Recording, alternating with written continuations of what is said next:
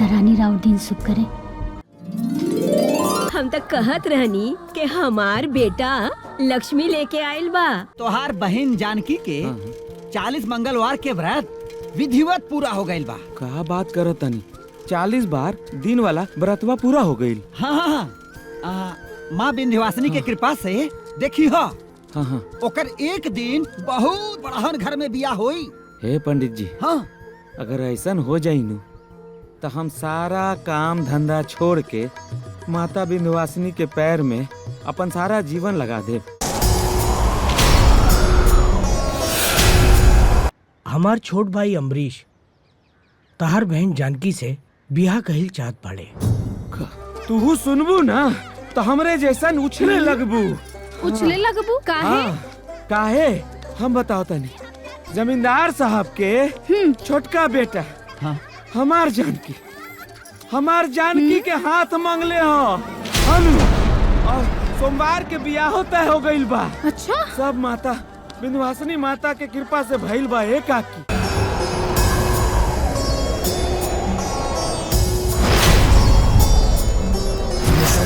गर्जनिं प्रचंड मुंड खंडनिं वनेरने प्रकाशिनीं भजामि विंध्यवासिनीं।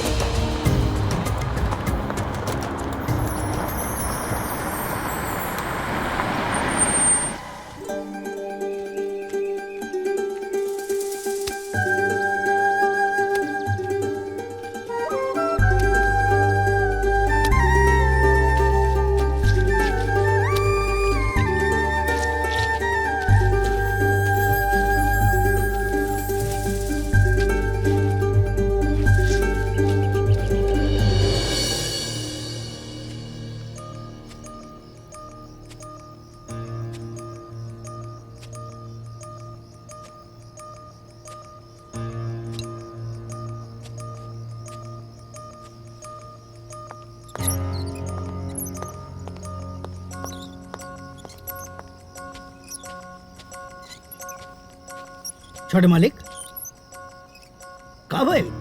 अब हिल ले जागत है रहुआ, नींद नहीं खे आवत का? ना ऐसन कोनो बात नहीं के। अच्छा वो मंदिर में कौन लड़की रहल? मंदिर में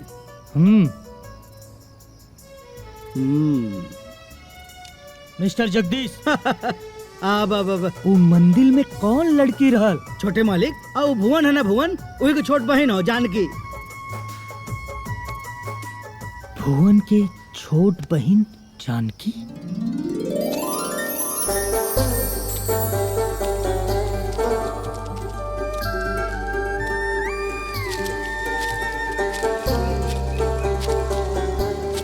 भैया हाँ, हम मंदिर जा रहल बानी।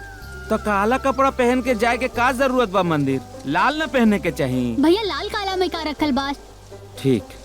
अच्छा सुना, सांझी के घरे टाइम से आ जाइया। अच्छा जा, 1 घंटा में आवतन।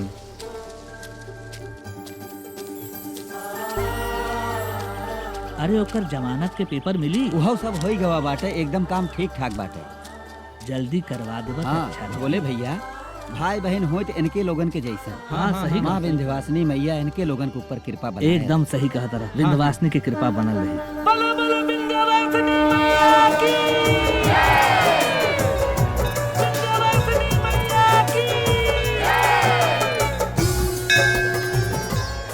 Thank you. अच्छा जी, आप वो दिन मंदिर में बहुत अच्छा गावत रहे। जी धन्यवाद।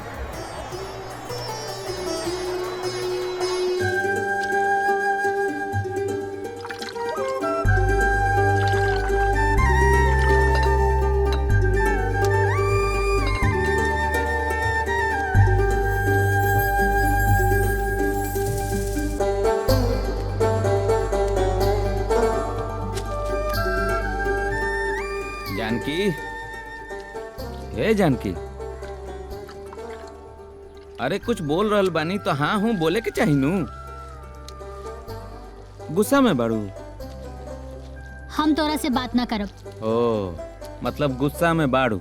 हाँ कतना बार कहनी है कि हमरा देरी हो जाए तो 2 रोटी खा लिहल कर, लेकिन मनबू ना। पहले भैया खाई तबे खाइबू। अब कबो कबो लेट हो जाला, का करी। अच्छा माफ कर दे, ठीक बा।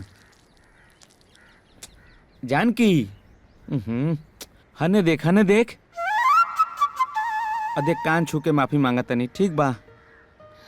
भैया अब जल्दी से खाना लेके आओ, पेट में चूहा कूदा तड़न सो। तो जल्दी आवे के चाहत रहे ना। अच्छा ठीक बा, कल से हम जल्दी आ जाए, ठीक बा। जो खाना निकाल जो। हाँ। सुन सुन सुन, हथवा धो के निकलिए खाना, न तो गोबरे आ जाए खाना में। पता बा हमरा के इतना बुड़बक नहीं की। हाँ तो हाँ। जो।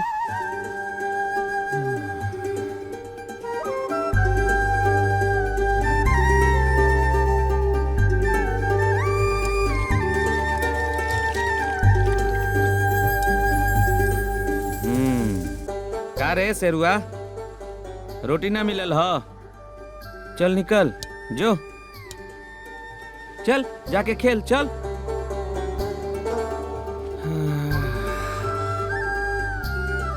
लिखाई। वाह वाह वाह, बहुत बढ़िया। बैठ, आओ तनी तनी गैया के देके।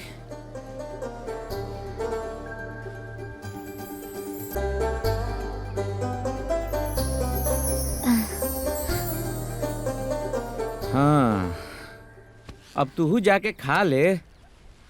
ना पहले तू खा ला।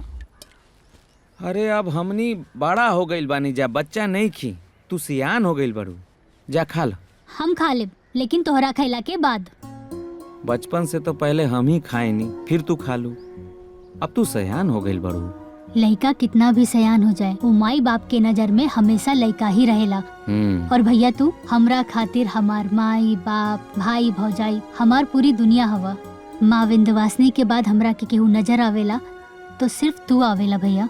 बस बस कर, अतना तारीफ ना कइल जाला, न तो केहू के नजर न लग जाई।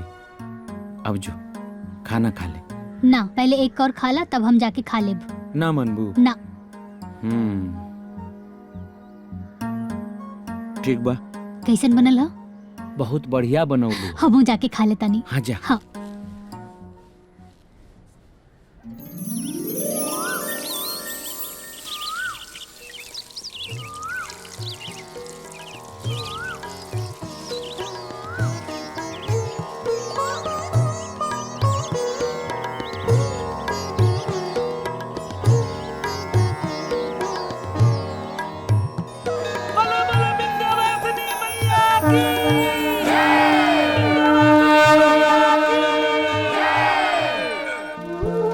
अरे भुवन, हाँ? का हाल बा हो?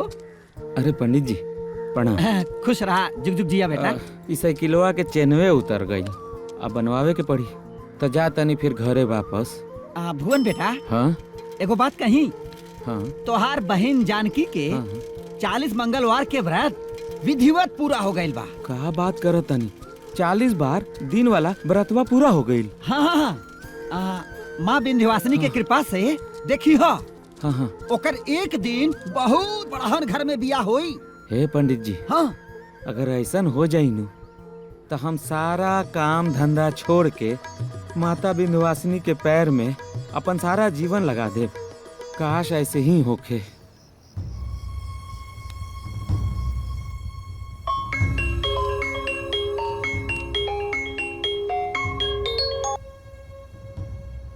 हाँ अमरीश भैया, हम कुछ कहल चाहता नहीं, हमरा समझ में नहीं खे आवत कि कैसे कहीं। का भइल? कोनो प्रॉब्लम? भैया प्रॉब्लम तो नहीं खे, बाकी लेकिन रउआ के ना बताई तब प्रॉब्लम हो जाई। बतैबा कि सिर्फ पहली बुझैबा? भैया पहले आप वादा करी। मनबे ना? ठीक है, चल हम वादा करत आनी कि तोहार हर प्रॉब्लम सॉर्ट आउट करब। भैया हम गाँव में आइल लनी एगो लड़की के देखनी और ओकरा से प्यार हो गई। तो भैया हम ओकरा से शादी करल चाहता नहीं। ये तो बहुत खुशी के बात है। लेकिन का? भैया ये मैटर के आप ही के सुलझावे के पड़ी और यहाँ आवे के पड़ी। अरे पागल, प्लीज भैया मना मत करी, आप वादा कैले बानी। वादा ना भी कैले रहती तो अपन भाई के खुशी खातिर जरूर रहती। काल हम जरूर से आए।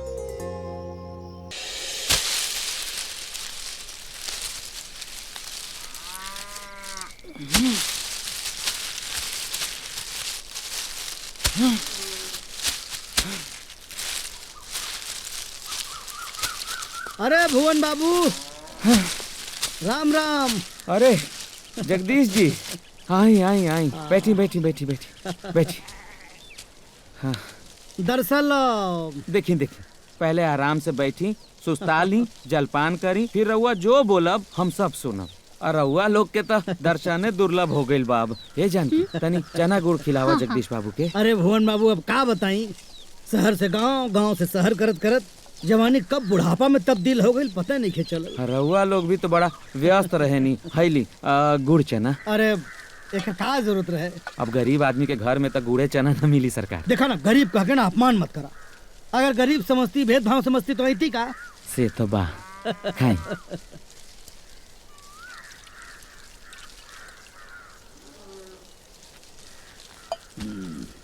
भुवन बाबू जी, तारा के जमींदार साहब के बड़का लड़का आकाश बाबू बोलौलन।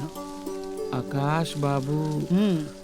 अरे वो है जवन 10 साल पहले चल गए रहे यहाँ से।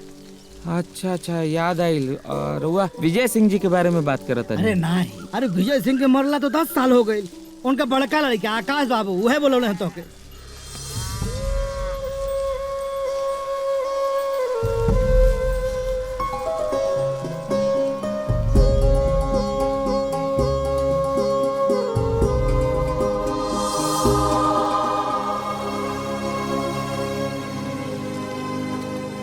मालिक, ये हम भुवन। भुवन, अच्छा, ये बड़का मालिक और छोटका मालिक। प्रणाम। आई बैठी। प्रणाम जी। हाँ बैठो। जी। अरे अरे नीचे कहाँ बैठे था? ऊपर बैठो बैठी। बैठो बैठो। उठा। अरे मालिक ऐसे ना हो। हाँ डरा मत, बैठो। पंडित जी। जी जजमान। ब्याह खातिर कवन दिन शुभ बा? जजमान, आवे वाला सोमवार के दिन बियाह खातिर बहुत शुभ दिन बा। ओकरे बाद 6 महीना तक कौनो शुभ दिन नहीं खे जजमान। 6 महीना तो हम इंतजार नहीं कर सकत। आज सोमवार है और अगला सोमवार ब्याह के मुहूर्त बा। ठीक बा, रउआ चली। प्रणाम। जी जजमान। जी पालागी जी, आशीर्वाद, माई कृपा बनौले रखें। ब्याह के मुहूर्त अगला सोमवार है, ठीक बा? केकर बियाह? अब कुछ समझनी ना। केकर बियाह? भुवन जी, हमार छोट भाई अमरीश तहार बहन जानकी से बियाह कहिल चाहत बाड़े।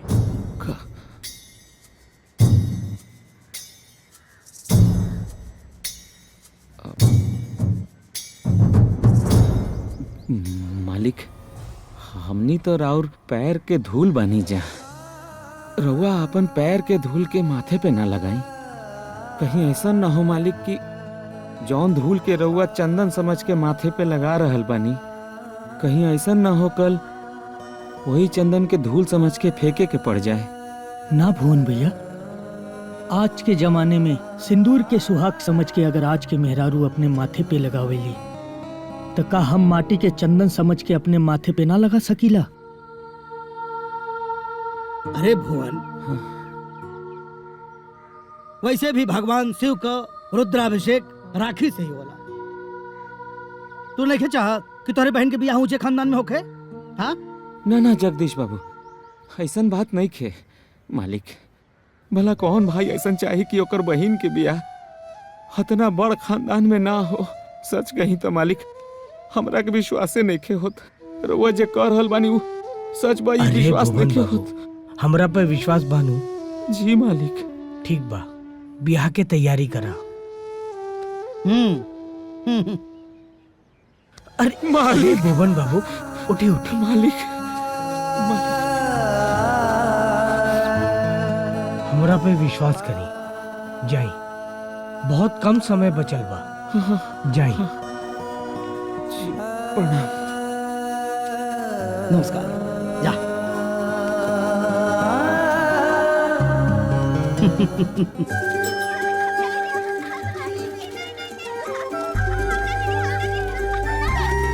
अरे तेरी ठीक से बांधा खींच के। ए काका, ए काकी, रुका रुका रुका रुका रुका रुका काकी, एने सुना। ए काकी, प्रणाम काका। का हो गेल बाबू? काकी हो काकी। अरे कुछ बोलबा? अरे पता बा आज का भई? अरे पहले तनी सांस तो लेला बाबू। अरे सांस लेवे के तो फुर्सते नहीं खे काकी। हाँ ऐसन का भइल? तू सुनबू ना तो हमरे जैसन उछले लगबू। उछले लगबू? काहे? काहे हम बताओ तनी। जमींदार साहब के छोटका बेटा हमार जानकी के हाथ मांगले हो हनु, और सोमवार के बियाह तय हो गइल बा। अच्छा? सब माता विंध्यवासिनी माता के कृपा से भइल बा। ए काकी समझला? काका हो अइहा जरूर। जरूर जरूर जरूर। ठीक बा काकी, बड़ा तैयारी करे के बा। जाता नहीं। हाँ चला चला। सोमवार याद रखिया काकी। ऊ छछुंदर के कपारे में चमेली के तेल। ई जॉन अनपढ़ गवार जानकी हिया, ओकर बियाह जमींदार के बेटा के साथ। और हमार शकुंतला जोन इतना पढ़ा लिखल हिया और हमनी के औकात भी ओकनी से बड़ बा। ये रिश्ता कैसे हो सकेला? अब तू खड़े खड़े हमार मुंह काटा कतारा, कुछ करबा? हे भाग्यवान, तोहरा से तो कुछ ना होई। हम ही जाता नहीं। हाँ। हे भगवान, बाबा के धियरी लुगरी, अब भैया के धियरी चुनरी। देखा काकी, हम जानकी से बहुत प्यार करीला और कोनो ओकरा धन दौलत से नहीं। देखा बेटा, हमार काम तो तोहरा के समझावे के रहे, बाकी आगे तोहार मर्जी बेटा। और तू ही देखा, हमार बेटी शकुंतला बीए पास हिया और उ जानकी मैट्रिक। और हमार हैसियत जोन है ना उन लोगन से बहुत ज्यादा है। और तोहरा के देवे खातिर हमरे पास बहुत कुछ है। और उन लोगन के ना तोहरा के एक बेरा खियावे के हैसियतो नहीं खे। काकी अरे देखा बेटा, हमरे बात की तू जरा भी बुरा मत माना। तो उसे एक बात और कहे के रहे, उ जानकी ना उ बड़ी अपसगुनी ही है। पैदा होते ही अपना माई के खा गई। और जब अपने बाप के संगे उंगली पकड़ के चले के समय आयल ना तो उनके भी निगल गई। और कहीं तू बियाह के घरे ले जा और तू। हाँ, अच्छा तो हम चलता नहीं ना तो तू बोलबा ना कि काकी बड़ा चुगलखोरी करत रही। वैसे तू हमारा घर के लड़का हुआ, जब तहार मन करे घरे आ जाइहा और शकुंतला के देख लिया। अच्छा तो हम चलता नहीं। हाँ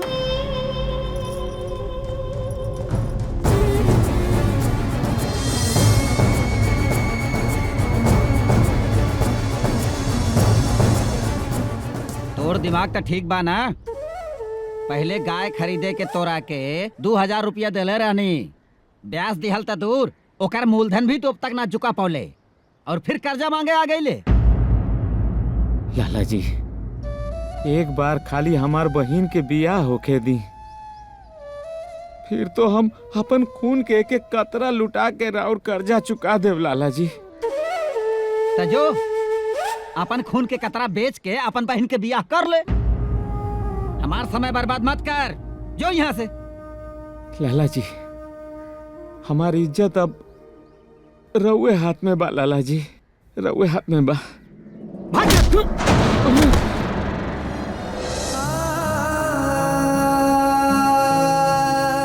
चल जो यहाँ से।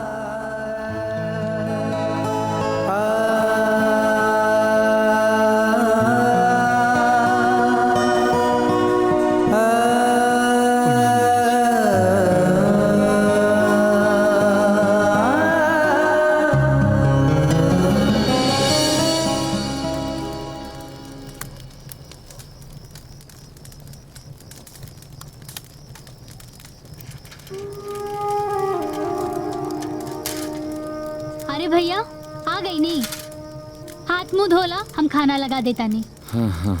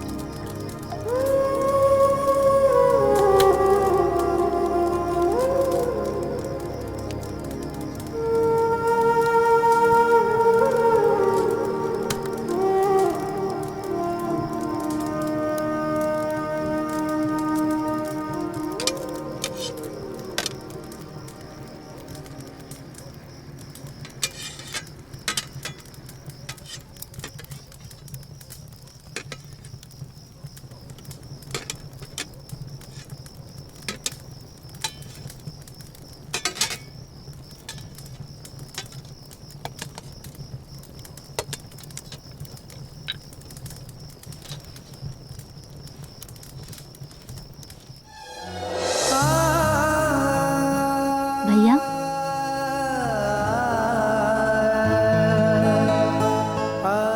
भैया हाँ का भाई कुछ ना। खाना खा ला।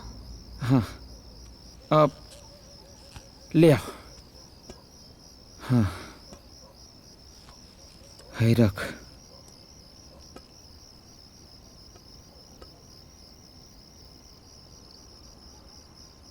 भैया हाँ कुछ भूलता नहीं। का भूला तानी? आज गाय की रोटी ना खियवनी। हाँ अरे हाँ ये तो हम भुलाइए गई नहीं। अबे खिला के आओ तानी। ठीक बा। पकड़ तो।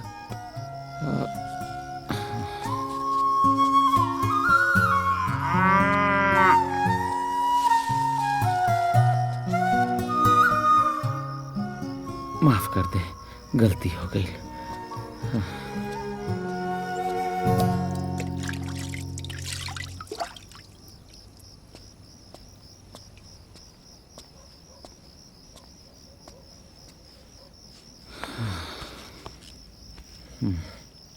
दे।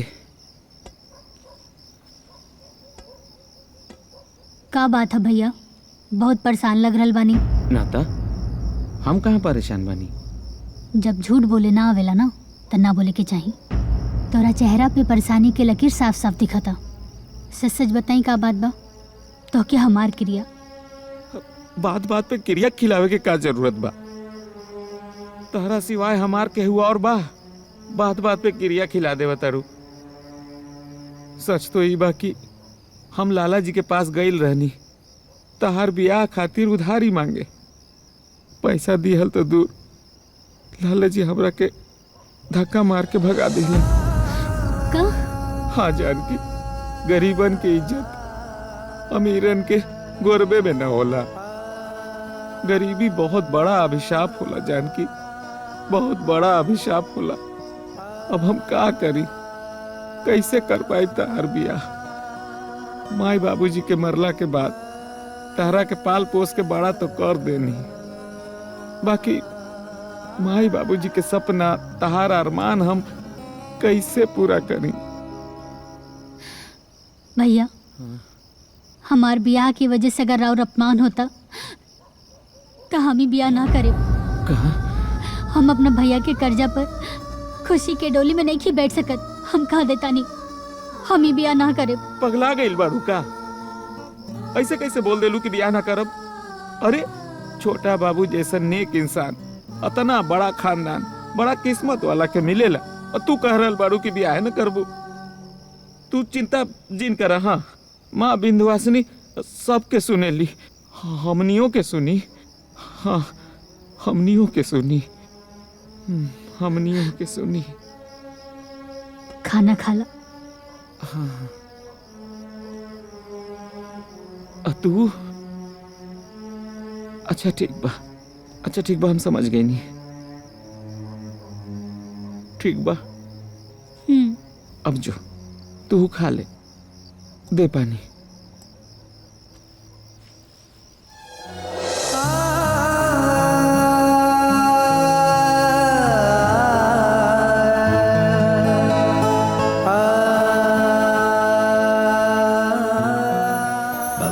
हाँ काका। एगो जमाना रहे जब हमनी के गांव में ना बहुते शांति रहत रहे। अब तो सही कहा तुमने। गाड़ी चेक ए भैया भुवन के घर कहाँ बा? सीधे जाके दाहिने घूम जाए पहुँचे बा। अच्छा अच्छा खुश रहो। हाँ। चला। भुवन की यहाँ इतना गाड़ी वाला आदमी की यहाँ जाता हूँ। तू ऐसा से चल जेबे ना तो घर बड़ा सुना सुना लागी। तू अपने भैया के भुला तो न जेबे। भैया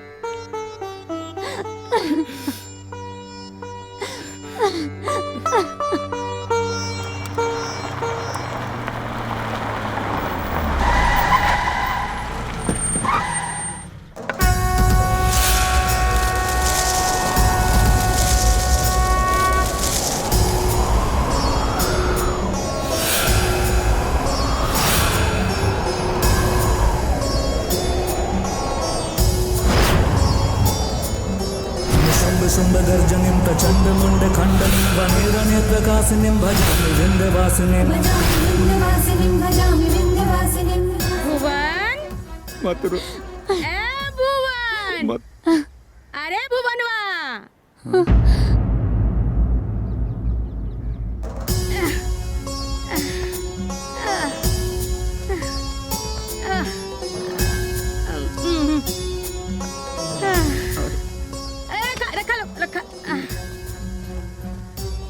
चलने नहीं।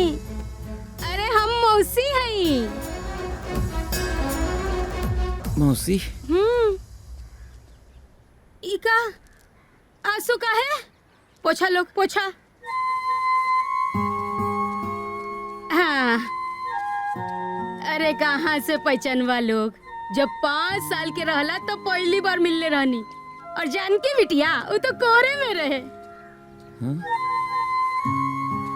अब दीदिया जब से मर गईली तब से तो आइल गईली बंद हो गई। बाकी जब सुनली कि जानकी बिटिया के ब्याह बा तो हम घर में रह न सकली। अब का है बच्चा लोग, तोहनी के बाबूजी हमरा पे बहुत एहसान कइले। पता बा हमार ब्याह भी उहे करलो रहलन। आज उनकर बेटी के ब्याह बा तो हम चैन से बैठ सकीनी। हाँ कौनो चिंता करे की जरूरत ना है। हाँ कौनो चिंता के बात नहीं खे। अब हम आ गई नी ना सब हो जाई। जानकी हाँ, पैर छुआ मौसी के। खुश रहा बच्चा लोग, खुश रहा। आई बच्चा आई आ, संभाल के। ए जा बैठी बैठी। ए जानकी पानी लेके आता। बैठा बेटा बैठा तू बैठा बैठा।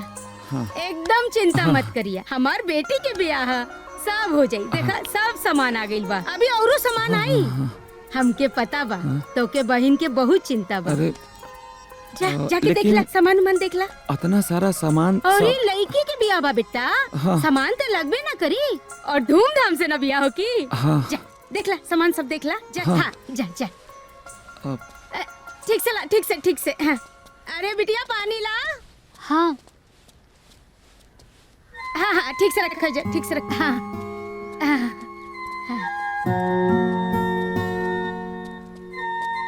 बहुत धूमधाम से ब्याह करब तोर। आराम से बेटा देख ले कुल सामान उतर गइल ना। जा हाँ जा जा आ बेटा बैठ। बिटिया तू एकदम चिंता मत करिया।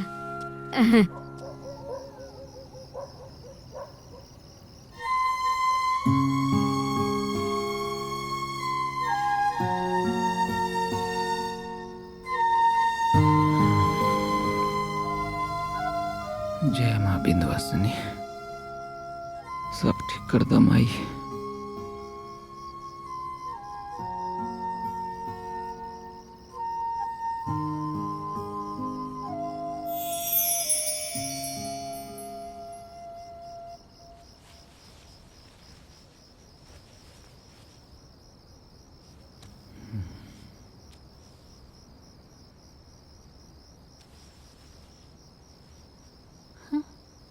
भैया हाँ? कुछ बात है का? कोनो बात नहीं खे। अब देखा ना, काल तहार बियाह हो जाई, परसों तू एजा से चल जेबू, तो सोचनी हम अपन बहिन के एक बार जी भर के देख ली, तो वही तहरा के देखत रहनी है। काहे कि तू जब एजा से चल जेबू ना, तो हमरा के बहुते याद आई, तहर बहुत याद आई। तो तू का समझत हवा भैया, ससुराल जाके हम तोहरा के भुला जाई?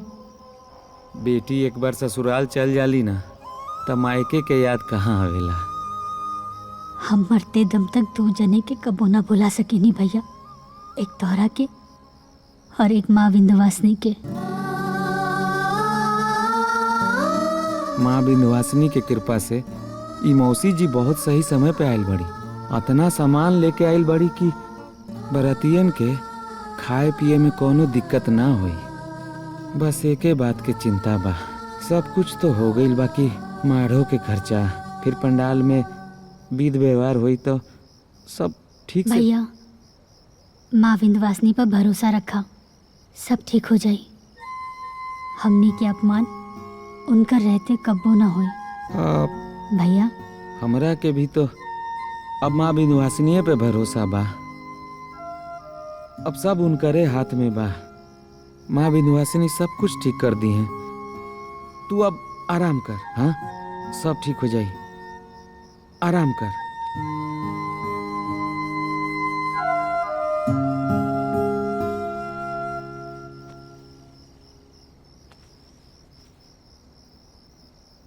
ये ब्याह का दाल चावल आटा से ही हो जाई का? मंडप माड़ो और मेहमानन के आओ भगत के खर्चा। अरे भाग्यवान, जेकर जितना व्यवस्था बा उतना उ करता, जे जन्म देले बा उ पेटो भरी। ये देखो तनी, ये भुवन में घर। हाँ घर तो वही कहो। हाँ इतना सुंदर सजावट रात भर में कैसे हो गई? अब यहू खाते के पंचायत बुलाई का? जब बे मुँह खोलबा टेढ़े बोलबा। हम पंचायत के बात कब कही हा? ये भुवनवा के मौसी तो बड़ा धनवान बिया, ये रातों रात घर के नक्शा बदल देहलस। अब देखा ना जी, जानकी के काढ़ा ना भुवन हो भैया, अपनी हो पुतरिया।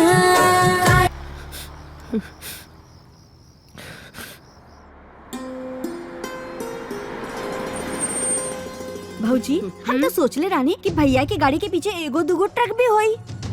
देखिए के पता चल गईल कि कोठड़ी में कितना धान होई। अब तो हमके एगो भी ना मिली। अरे चुप रहा सन, देखा ता हो कितना सुंदर अपन बहू बाड़ी है, एकदम चांद के टुकड़ा है। माँ जी हम का कोयला के खानदान से रहनी का?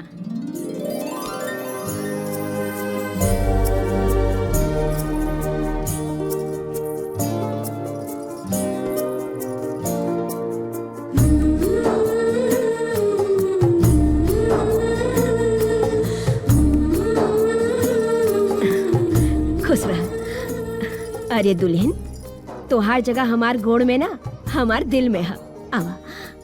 भैया ऐसे कैसे अंदर जाइबा? तो कैसे जाई रे पगली? भैया ऐसे नौचो ना करा, बुझला? हमके मालूम रहे बड़ घर में ब्याह करबा तब ना जेब से कुछ निकली। तू चुप रह पायल, पागल है।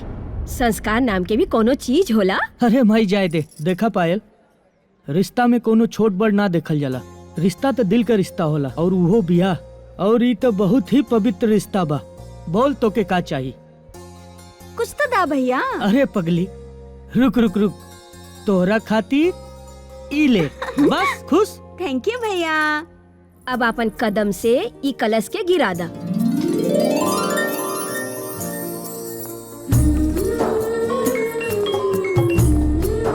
हेलो, हाँ अग्रवाल साहब। क्या? थैंक यू वेरी मच, थैंक यू। माई, हाँ? जानकी के घर में पैर रखते ही पूरा 2 करोड़ के मुनाफा हो गए। अच्छा, ये तो बहुत खुशी के बात बा बेटा। हम तक कहत रहनी कि हमार बेटा लक्ष्मी लेके आयल बा। अरे काहे के लक्ष्मी? संग एगो फूटी कौड़ी तो लेके आइले नहीं की। लक्ष्मी ए पायल चला। चुप रह। अरे बहू, एहनी के बात के बुरा मत माना, ये सब ऐसे ही बोलली। आवा।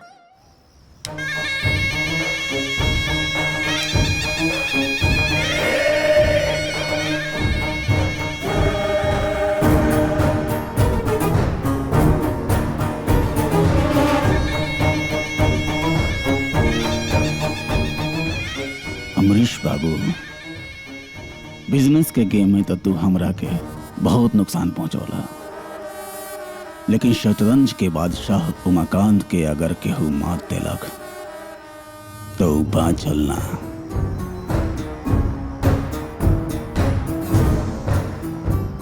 मगर तू हमरा के पचल ना। हम ऐसन चाल चलब के चेक और मेट हो जाई।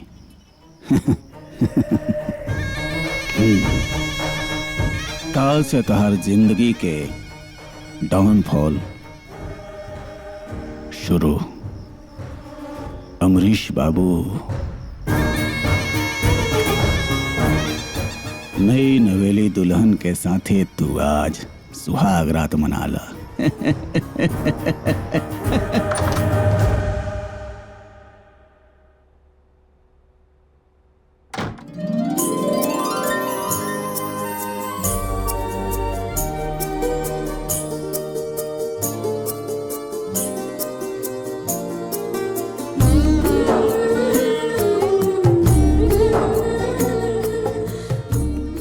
बहुत खूबसूरत है आंखें तुम्हारी, इन्हीं बना दो किस्मत हमारी। हमें नहीं चाहिए जमाने की खुशियां, अगर मिल जाए मोहब्बत तुम्हारी। पता ना देवर जी, वो लड़की वैसन का देखनी हो कि जाके बियाह कर लेनी हो। अरे कम से कम रउआ तो नीमन से देख लेती। हाँ? अरे संस्कार नाम के कोनो चीज बा कि नहीं है? ना लड़की के कुल खानदान के पता बा, ना घर दुआर के पता बावे। हो सकता अनाथ आश्रम से उठा के ले गई होखे, लेकिन एगो बात कह देता नहीं, एंगे चलत रही नू तो समाज में मुंह उठा के देखे लायक ना रहे सन। अरे काजल चुप रहा, चुप रहा। दूसर के बुराई के अलावे कुछ और आवेला कि ना? अरे अमरीश जानकी के पसंद कैले, कुछ समझ ले हुई, तभी ना जाके ब्याह कैलस। रहल बात जानकी के, ओकर संस्कार के तो हमनी के घरे रही तो सीख जाई। अब रात हो गई, ढेर चबर चबर मत करा, सूते था। अरे हम चबर चबर करता नहीं ना, फूल झड़ता। अच्छा कोनो बात नहीं, देखे मनु की कितना संस्कार बहरे निकल के आवता। आज फिर मूड खराब करते हैं। साला 2 साल से मूड ही खराब होता।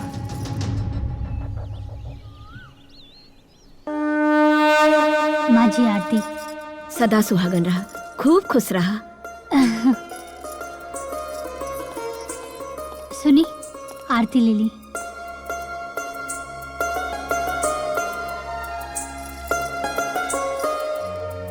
हे माई, कल्याण करा माई।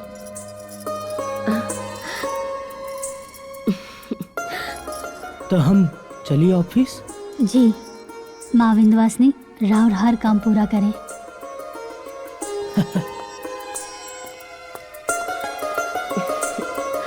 हाँ भैया।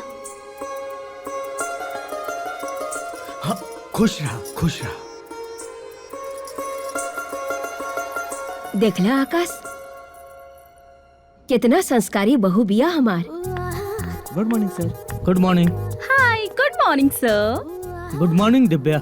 हाँ, क्या बात है सर, आज टीका वीका?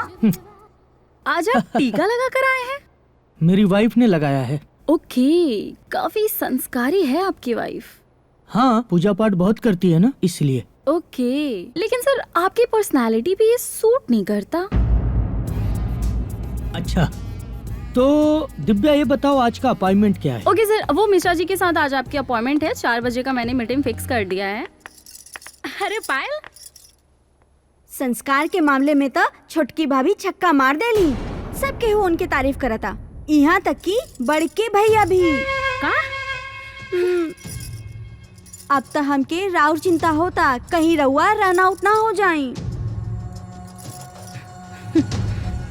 अरे पगली, रन आउट तो ऊ होला जेकरा खेल खेले ना आवे। अब बस तू देखत रहा कि हम कैसे ओकर क्लीन बोल्ड करतानी। ऊ कैसे भाभी, जरा हमके भी तो बतावा।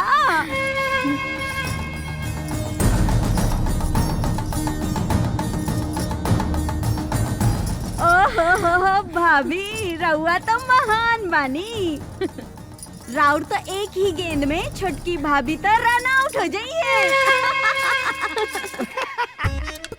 वाह वाह वाह! बैठ के महबूबा के बाहों में ऐसा जोश आया, बैठ के महबूबा के बाहों में ऐसा जोश आया, पत्नी ने देख ली, ऐसियों में होश आया। वाह वाह वाह वाह! काका गोर लगता नहीं रउआ आइजा। काका आज से तोहार छुट्टी। काकनी हमार छुट्टी? हम तनिका अपन दिल बनावे खातिर एगो शेर साड़ी का कह देनी, रउआ हमरा के छुट्टी देता नहीं। जिंदगी गुजर गइल ई घर के लोग के सेवा करत करत। रउए बताई ई उम्र में हम कहाँ जाइब? अरे काका, हम ही घर से जाए कि नहीं कहा? किचन से तोहार छुट्टी बा। आज से खाना हम बनाएंगे। हाँ, रउआ खाना बनाई, बाकी बड़की बौरानी तो कबो किचन में गोरो न रखली हो। जाय दी रउआ, जाय दी, जेकर काम ओकरे सोबेला। नहीं काका, औरतन के यह काम है, हमरा के करी दी। ना रउआ जाई जाई। बड़ी मलकिनी देखी ना, बौरानी कहतारी कि आज से खाना ई बनई हन। हाँ तो ठीक बा ना, का बनावे द। अरे हमहू देखी कि हमार बहू के काका बनावे आवेला। बनावा बहू, बनावा। अरे बाकी, अरे बनावे द। अरे काका अब हमार मदद करी और हमरा के बताई कि सबके काका पसंद बा। अच्छा, बड़े भैया के एकर तरकारी। अच्छा काका, अगर आज हम पहला दिन हाँ खीर बना ली तो? मुंह में पानी आ गइल। माता रानी के भी बहुत पसंद बा, तो हम पहले खीर ही बना लेत बानी। ठीक बा ठीक बा। हाँ। एमे दूध बा, हाँ। ओमे चावल बा, हाँ। आ चीनी उनी तो सब एमे भरल बा। ठीक ठीक, बनाई बनाई। रउआ एकदम देवी बानी। मंगरू काका, हाँ? तरह के भैया बुलाओ तानी। भैया? हाँ। अच्छा। अरे छोटकी बहू। हाँ माँ जी। तनी सुन कहबू का कहतनी माँ जी? हाँ दीदी। हाँ तनिक ध्यान दिया। हाँ ठीक बा।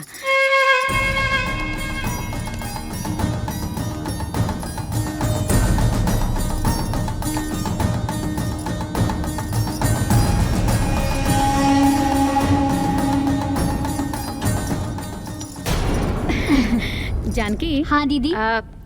तू खीर इतना निमन बनई है नु कि देवर जी अंगुरी चाटते रह जाए। ठीक बा? हाँ।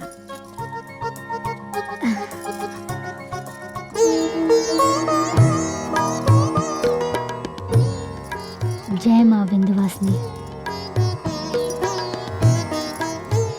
जय माँ विंध्यवासिनी।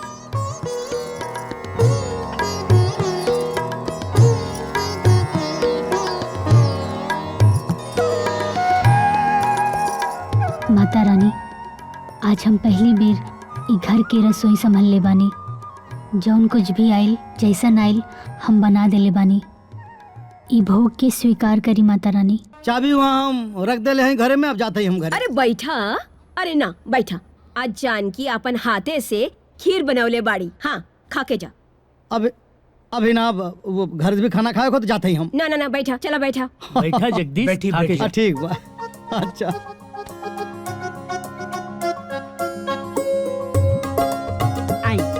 आई बौरानी, आई आई। रउआ लोगन के खातिर खीर। जी ले खीर। हाँ। वाह भाई, बहू के हाथ के खीर बहुत टेस्टी बा। अरे तू लोगिन खड़ा काहे बाड़ू? हाँ, बैठा, बैठ के खा लोग। अम्मा जी देखी ना, हमरा तो भूखे नहीं के। अब आए तहार तो पेट भरल बने।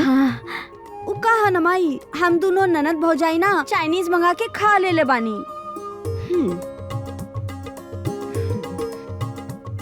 तोहनी लोग के चाइनीज पच गई होए। पहले खा ला जा, बैठा। चला बैठा। हाँ बेटा। अरे खा के देखा कितना बढ़िया बनल है।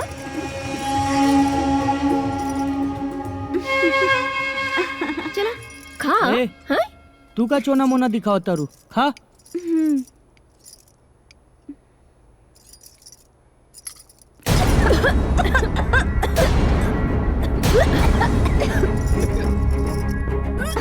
ये खीर में कितना नमक बा? एमे तो 4 किलो नमक डाले बिया। का खीर तो कितना स्वादिष्ट बनल है। अरे छोड़ा जाए दमाई, अच्छा खाना खाए खातिर अच्छा मूवी होके के चाहिए। पायल उठा यहाँ से। अरे लो ये बड़की माई जायदा, अब तो यह बात हो गई। एक औरत का तारीफ दूसरे औरत का छना लागेला का? अरे बड़की माई रहुआ ना कहनी हो, बड़का भैया कुल समझ गए। खीर स्वादिष्ट बा।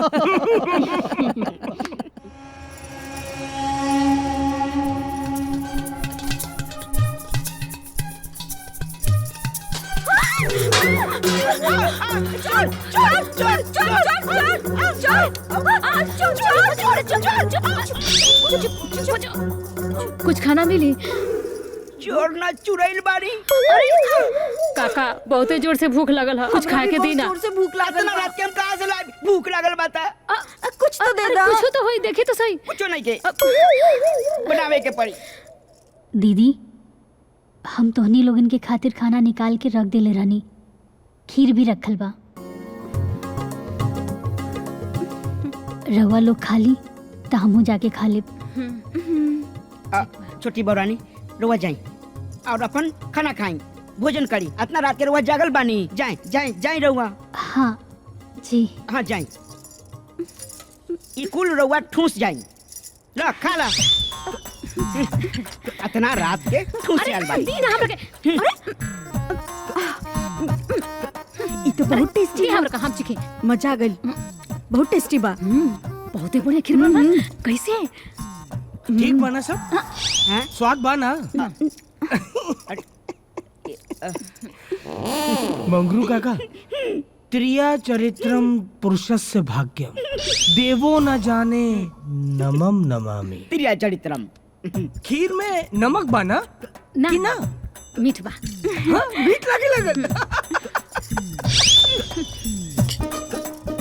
हो गई। एकरे कहल जाला, जस करनी तस भोगहु ताता, नरक जात में काहे पछताता। जा नरक के लोगन जा। लाली लाली होठवा से बरसे ला ललैया हो की रस चुएला हो की पनियावा ने उनने चल जाता की रस चुएला पनियावा के सुनी सुनी प्रणाम। अरे भुवन भैया। हाँ। माता जी भुवन भैया अलबारन, छोटी मलकिनी के भाई।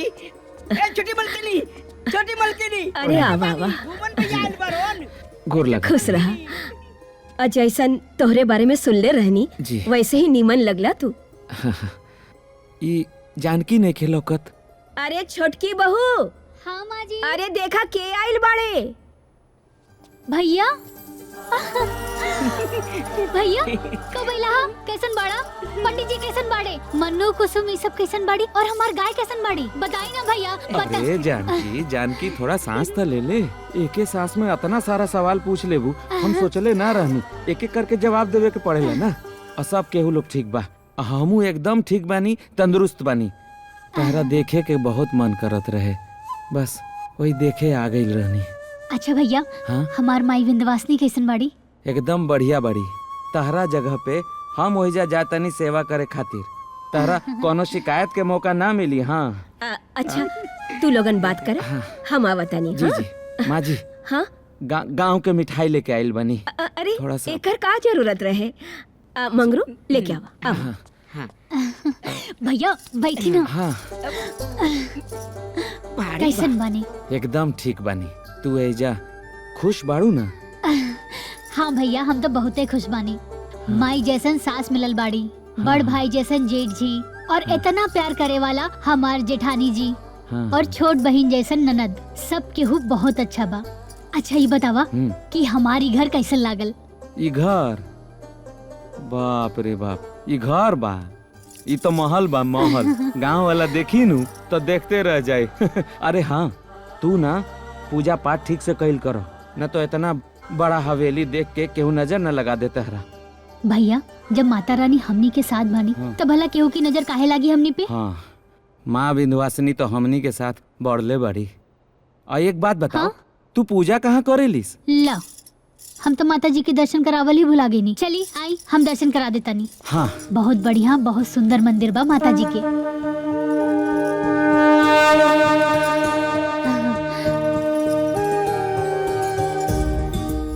जय माता रानी। माई, ये हमार बहन जानकी पे हमेशा अपन आशीर्वाद बनौले रही है। एकरा सिवाय दुनिया में हमार केहू नहीं खे माई।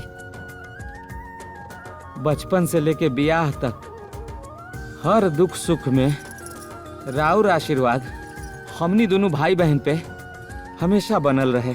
अब तू ही सोचा ना माई, अब हमार बहन हमार आँखी के सोझा तो रही ना, लेकिन 24 घंटा तहार आँखी के सोझा जरूर रही। तब बाकी के सारा जिम्मेदारी माई सब तोहरे ऊपर। हाँ, अब ना नुकुर मत करी। हाँ ठीक बा माई, तो सब संभाल दी माई। हाँ माई, सब संभाल दिया। जय माता रानी, जय विंध्यवासिनी माई की जय। ली गर्मा गरम चाय ली। रहुआ हाँ, ली। हाँ, ली। इले। हाँ। एगो बात बोली माँ जी। हाँ। मंदिर में जे माता रानी के मूर्ति बानू बहुत सुंदर बा।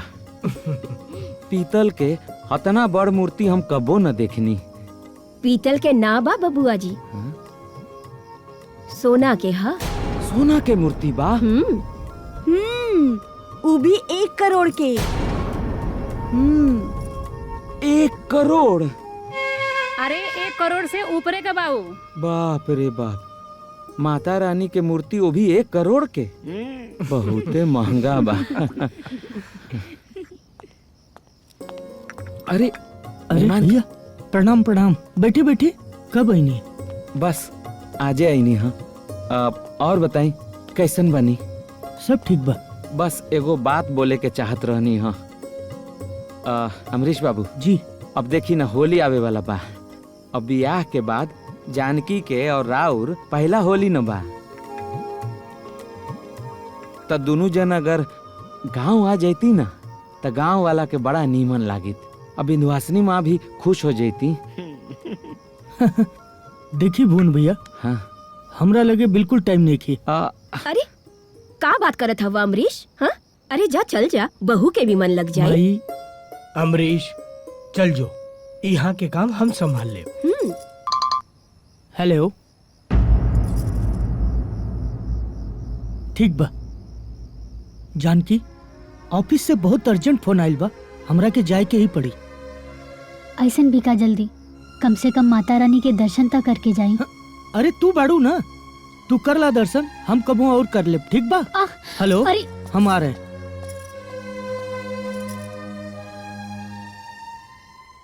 या देवी सर्वभूतेषु शक्ति रूपेण संस्थिता नमस्तस्यै नमस्तस्यै नमस्तस्यै नमो नमः। या देवी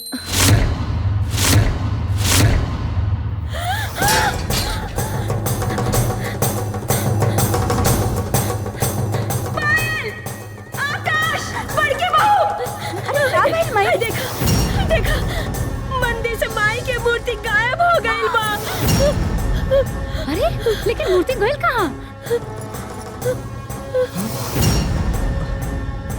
अरे हमके का मालूम? काले भुवन भैया सोना के मूर्ति सुन के चौक गए रहलन।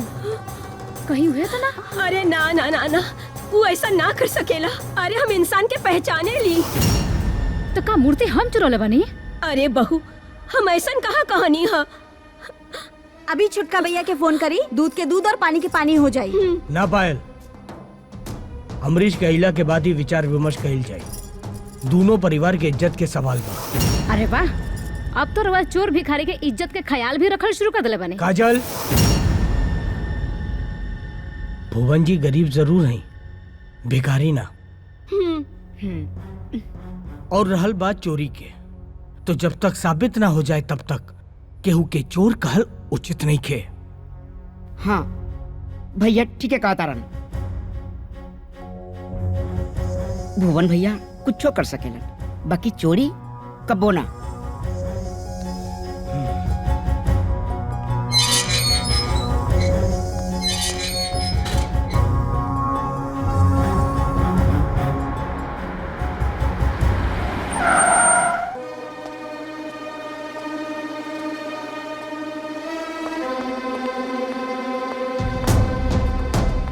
अरे माई, काहे सब शांत बैठल बा? लागत बा जैसे केहू के स्वर्गवास हो गइल बा। स्वर्गवास ही समझ ली। काजल, का काजल जी? का बात है भौजी, इतना नाराज काहे बाड़ू? देवर जी, हम हमेशा कोशिश करने की राउर सीता भाभी बने, लेकिन रउआ लक्ष्मण ना बन पाए। भौजी, हम ऐसा का गुनाह कर देने की एक पवित्र रिश्ता के आप दाग लगावतानी? ई का बताइए भैया, हम बतावतानी। बिया हमेशा बराबर वालन के साथ होके के चाहिए। ए, का खचर पचर बतियाओ तारी रे? साफ साफ बताओ कि का भइल? बेटा हम बतावतानी। बताओ बताओ माही। बेटा मंदिर से माता रानी के सोना के मूर्ति गायब बा।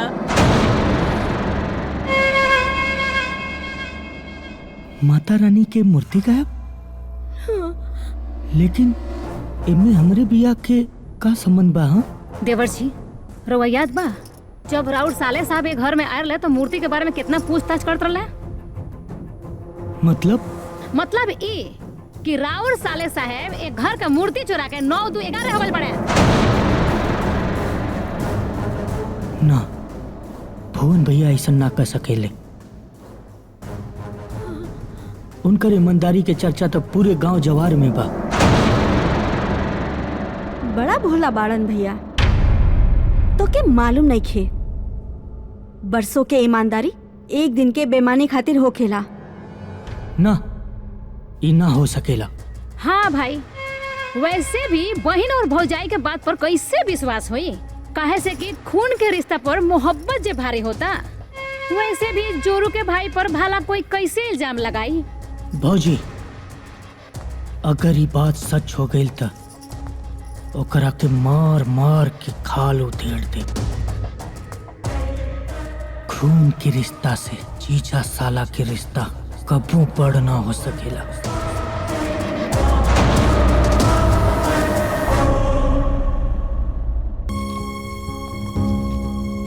अम्मा जाए। अरे तू देखत रहा कमाल। प्रणाम दीदी। नमस्ते। नमस्कार मेहमान जी।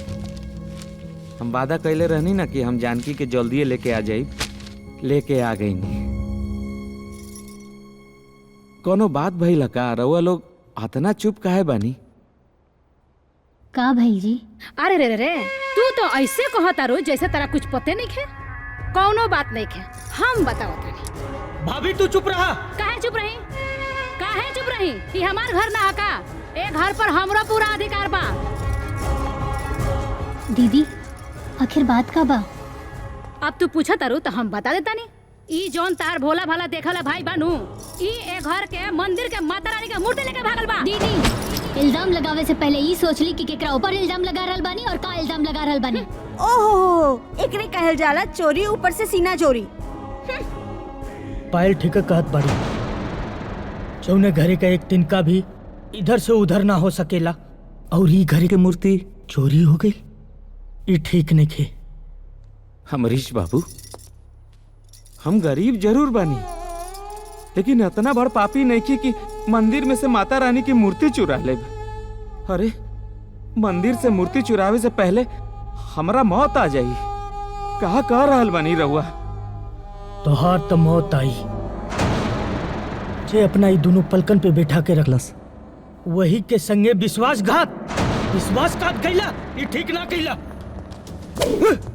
अरे रुक जा जी, ये का कर रहल बानी? ऐसन मत करी। तोहरा के कहा थे ना, तू शांत हो जा, नहीं तो तोहरा के भी घर से बाहर कर दे। हाँ, अरे ना ना भैया के मत। दीदी दीदी कुछ बोला था नहीं कि रुकी ना दीदी, अरे रुक जाए ना दीदी, बोली ना मत करी ना, सुनी रुक जाए, मत मारी भैया के। हम पकड़ता नहीं दीदी, दीदी करी ना दीदी, रुक जाए ना, रुक जाए भैया माई। हे माँ विंध्यवासिनी, मदद करी हमार, मदद करी। हमार भैया चोर नहीं के हो सकत, तोरा के तो पता बा, हमार भैया चोरी नहीं के कर सकत। मदद करी माई, मदद करी, मदद करी माई, मदद करी, मदद करी माई, मदद करी माई, मदद करी, मदद करी। हमार भाई चोर नहीं के। अमरीश, अमरीश, अमरीश, रुके मालिक। ये क्या करता रहा? ना भैया, ये विश्वासघात कइले बा। चुप। तू कहाँ चल गई माई? मदद करी, मदद करी माई, मदद करी। ये हमरे सबके साथ विश्वासघात कइले बा। भुवन जी, भुवन जी उठी। भुवन उठी, भुवन जी, भुवन जी उठी, उठी भुवन जी। जगदीश बाबू, हम मूर्ति ना चुरावनी, मालूम बा, हम मूर्ति ना चुरावनी है, भरोसा रखी हमरा ऊपर। मदद करी माई, मदद करी, मदद करी माता, मदद करी, मदद करी। निसंग सुंद गर्जनिं प्रचंड मुंड खंडनिं वनेरनिं प्रकाशिनिं भजने विंध्यवासिनीं।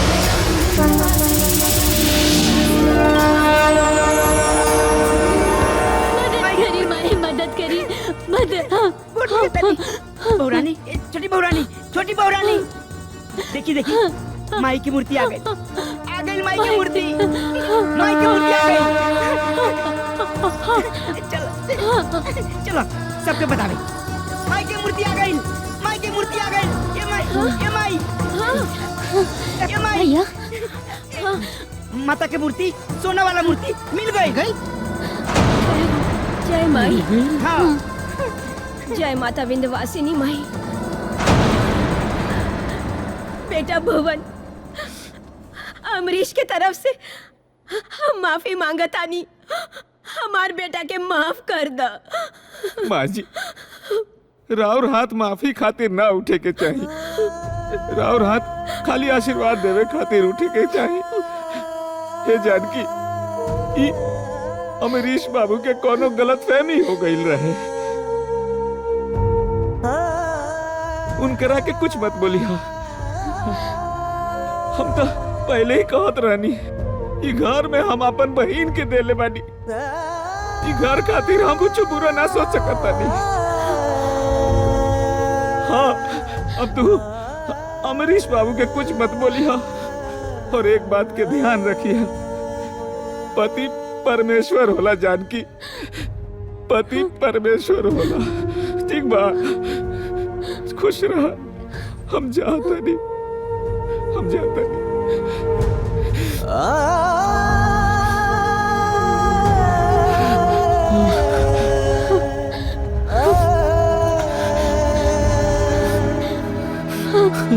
भैया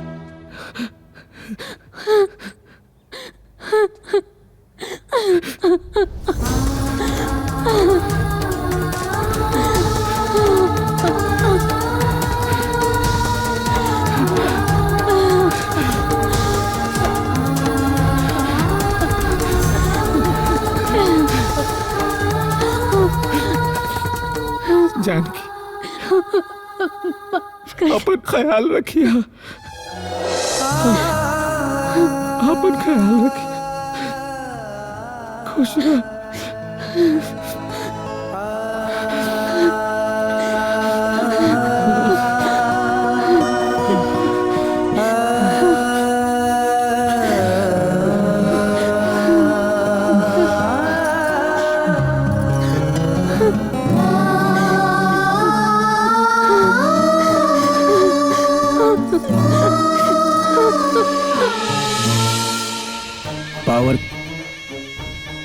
पावर खातिर पैसा के जरूरत पड़ेला।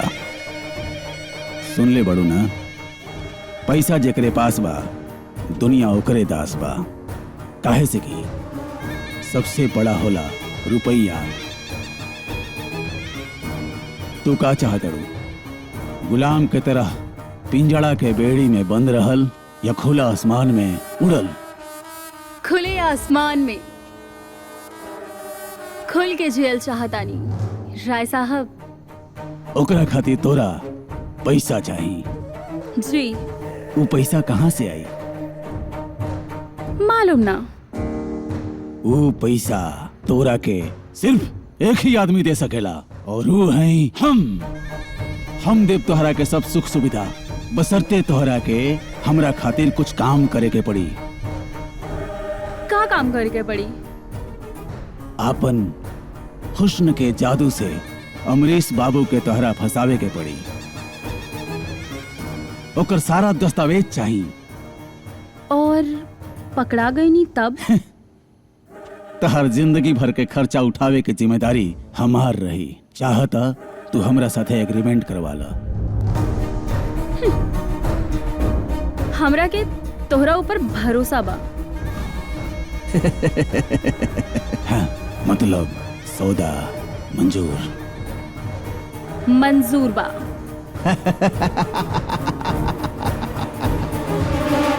अमरीश बाबू के आज से उल्टा गिनती शुरू।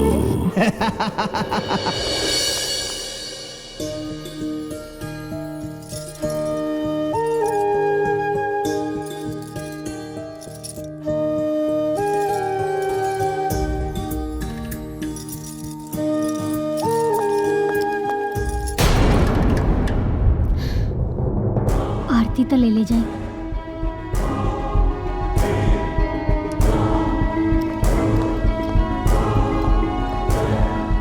माता रानी राउर दिन सुख करे।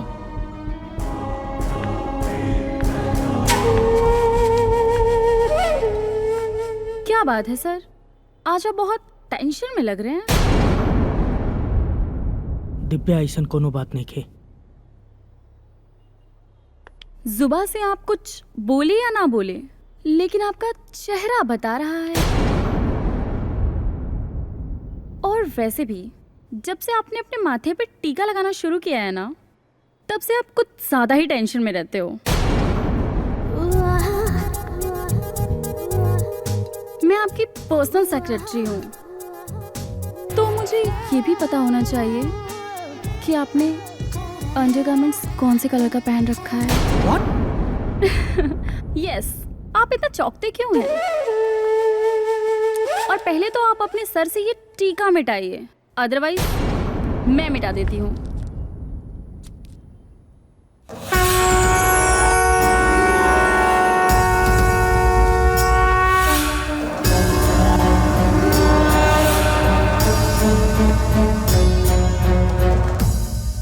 अब काम करते करते इंसान अपनी जिंदगी में इतना व्यस्त हो जाता है कि वो सिर्फ धन, दौलत, माँ, बाप, पति, पत्नी, इसी के बीच में सिमट के रह जाता है और वो अपनी खुशियों का बलिदान कर देता है। जिंदगी जीना सीखिए सर, जिंदगी जीना सीखिए, अदरवाइज जीने की कला नहीं मालूम है तो मैं सिखा देती हूँ।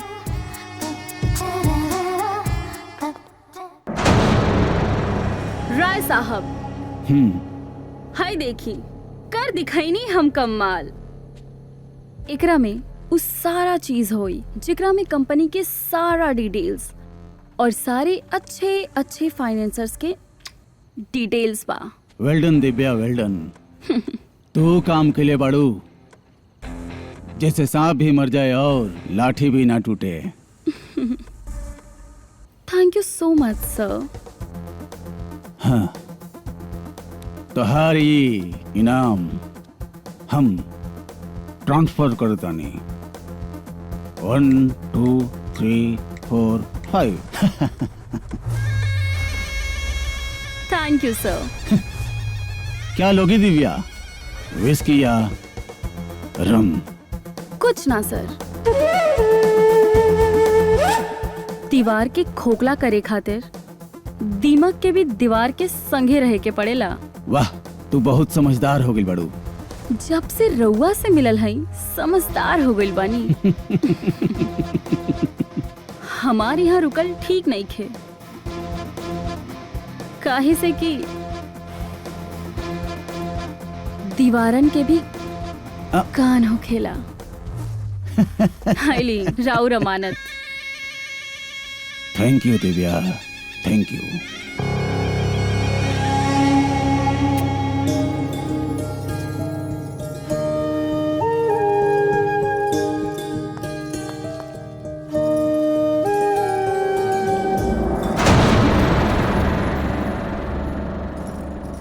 सुनी, आज हम करवा चौथ के व्रत रख ले बानी, सांझ के घरे जल्दी आ जाइब।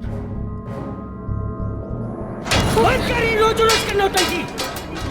ई घर है कोनो मंदिर ना। इतना ही पूजा करे के शौक है ना, जाके कोनो मंदिर में बैठ जाओ।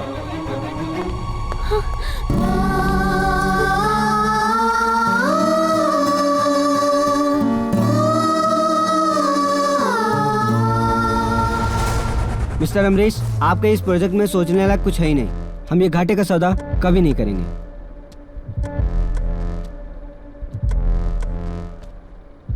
बेवकूफ हो क्या? सटिया गए हो? अपनी जबान को लगाम दीजिए अमरीश बाबू। जिस छत के नीचे जहां आप बैठे हैं वो मेरी बदौलत है। बचपना छोड़िए मिस्टर कपूर।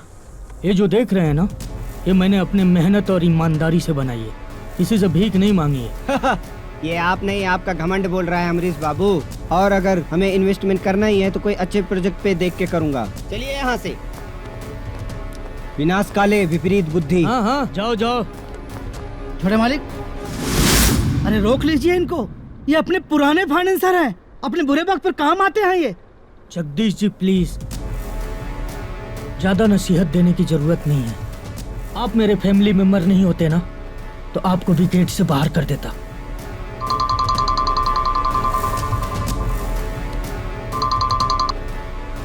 हेलो सर, आपके लिए एक बहुत ही बुरी खबर है। का? सर, अपने वो पुराने वाले कंपनी में शॉर्ट सर्किट की वजह से आग लग गई है। सब कुछ जल के खाक हो गया है, कुछ भी नहीं बचा सर। क्या? हो सके तो जल्दी आ जाइए सर। हाँ सर।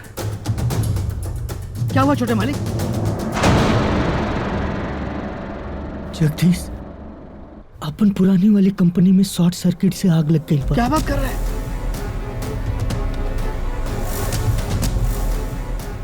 ये बतावा, इंश्योरेंस भइल है ना? ओकरा के जल्दी से क्लेम करा। छोटे मालिक, इंश्योरेंस तो ना हो पाई। अरे इतना दिन से कह रहा बानी आपसे कि रिन्यूअल करावे के इंश्योरेंस, लेकिन आपके पास टाइम कहाँ, बातें ही कहाँ सुननी। एकरा मतलब करोड़ों का संपत्ति जल के राख हो गई। ये ना हो सकेला जगदीश बाबू, ये ना हो सकेला।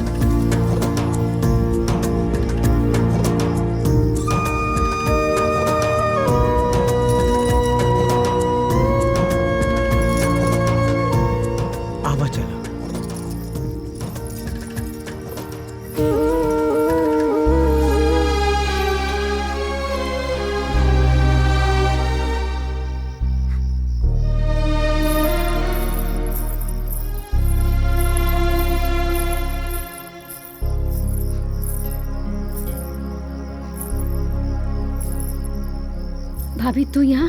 हाँ पायल, का बात बा? तोहरा आँख में आंसू? कुछ ना भाभी। अच्छा कुछ हो ना, तो फिर करवा चौथ के व्रत काहे रख ले बाड़ू? और ये आँख में आंसू काहे? भाभी, उनकर बहुत याद आ रहल बा। हर सुहागन अपने सुहाग की सलामती खातिर करवा चौथ के व्रत रखेली और ओकर व्रत तब भी सफल होला जब ओकर पति अपना हाथ से अन्न के दाना और पानी पिलावेले। भाभी, ऊ हमार नसीब में नहीं खन। हम अपन जिद के खातिर अपन घर उजाड़ लेले बानी। पायल, रोवा मत। सुबह के भूलल अगर सांझ के वापस आ जाए तो ओके भूलल ना कहल जाला। जब तू करवा चौथ के व्रत रख ले रहलू ना, तबे हम समझ गेल रानी कि तू किशन बाबू से कितना प्यार करेलू। पता बा, हम किशन बाबू के बुला ले बानी। किशन बाबू,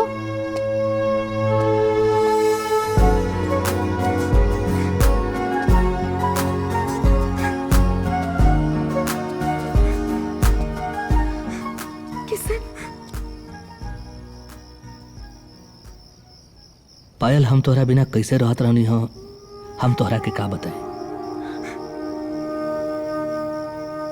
पुरुष अपना मान सम्मान स्वाभिमान में इतना अहंकारी हो जाला कि अपन गलती के एहसास ना होला ओकरा। हम छुटकी भाभी के एहसानमंद बानी, जिनका वजह से हमरा अपन गलती के एहसास भइल, प्रायश्चित करे के मौका मिलल। हमरा के माफ कर दिया पायल। किशन बाबू, पायल के माफ भी कर दिया। पायल सुबह से भूखल बाड़ी, जल्दी से पानी पिलाई, व्रत सफल करी। पहले चलनी से चांद देखा और फिर किशन बाबू के।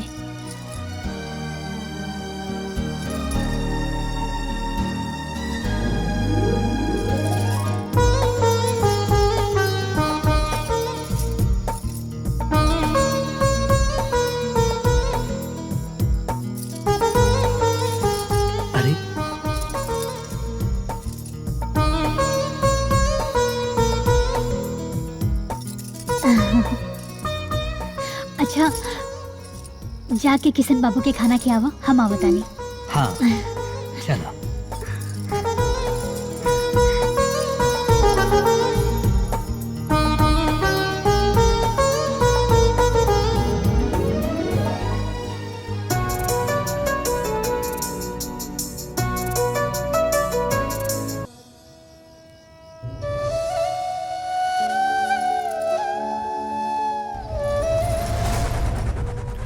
दिव्या,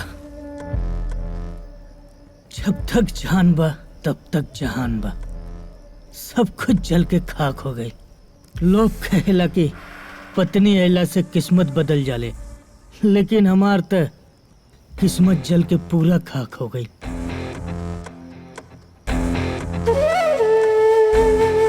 हाँ?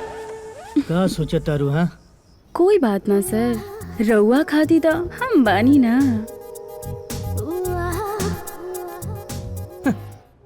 जाने अनजाने में हमरा से कुछ गलती हो गई होखे तो हमरा के माफ करब सभे। अरे पायल तोहार अमानत है, हैं? खुशी खुशी लेके जा। जी, चले के? मैं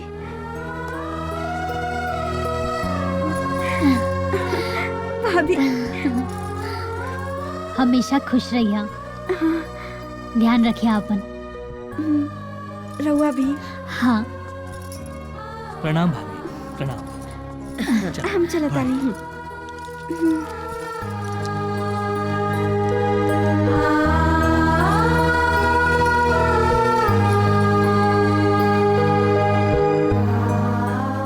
बहू। हाँ माँ जी। अमरीश अभी तक अइले ना का? आज ही है माँ जी, ऑफिस में कुछ काम आ गई हुई। रउआ टेंशन मत ली, जाके आराम करी। ऐसन कौन सा काम बा कि करवा चौथ के रोज? हैं? अरे घर परिवार के कोनो चिंता ना बा के? भगवान भी पता ना हमेशा औरत के सब्र के ही काहे परीक्षा लेला।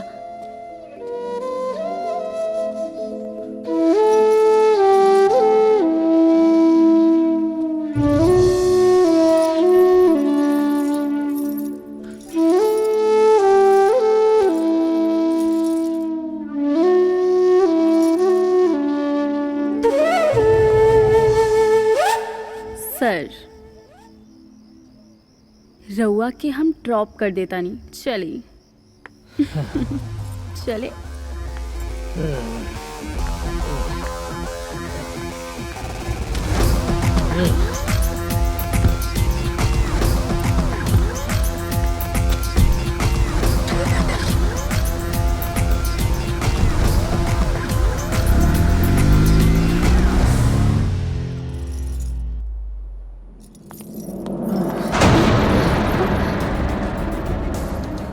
आज इतना देर कैसे हो गई? आज तो कम से कम रउआ की जल्दी आवे की चाहत रहे। फिर तो हुए नाटक। अरे मनोज, तू चाहत कहा भी? अरे हमके बर्बाद कर दहला तोहर पूजा और पाठ। आज हमार फैक्ट्री जल के खाक हो गई, सब कुछ बर्बाद हो गई, सब कुछ बर्बाद हो गई। बंद कर ये कुल नाटक, बंद कर, बंद कर, बंद कर, बंद।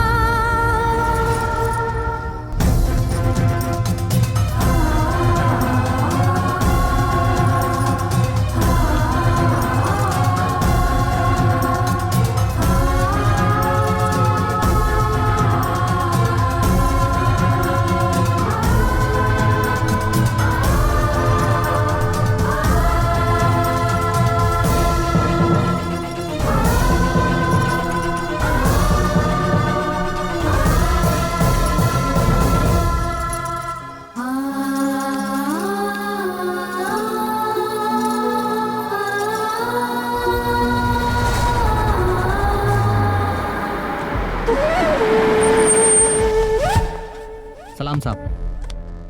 अच्छा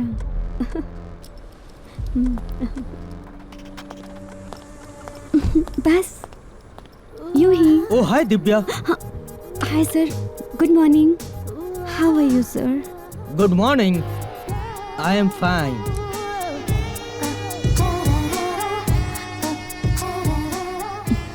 जैसा तुमने कहा था ना, वैसा ही मैंने किया। टीका नहीं लगाया। आ जाओ।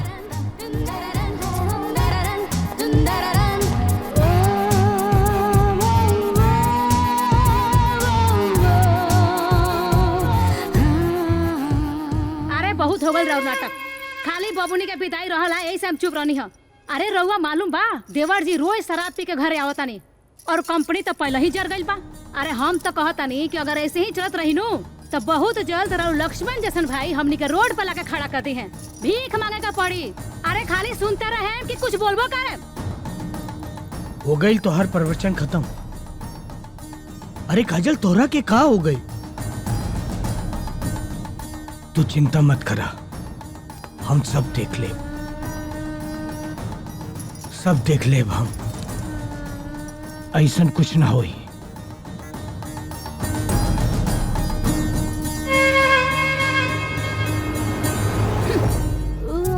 हाय, हाँ मैं अच्छी हूँ, तू बता।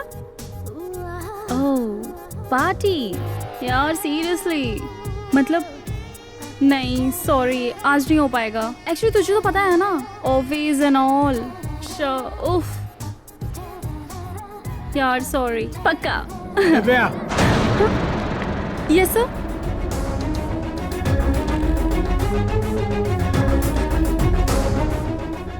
राय साहब को अंदर भेजो। सर वो तो आए नहीं आज। क्यों?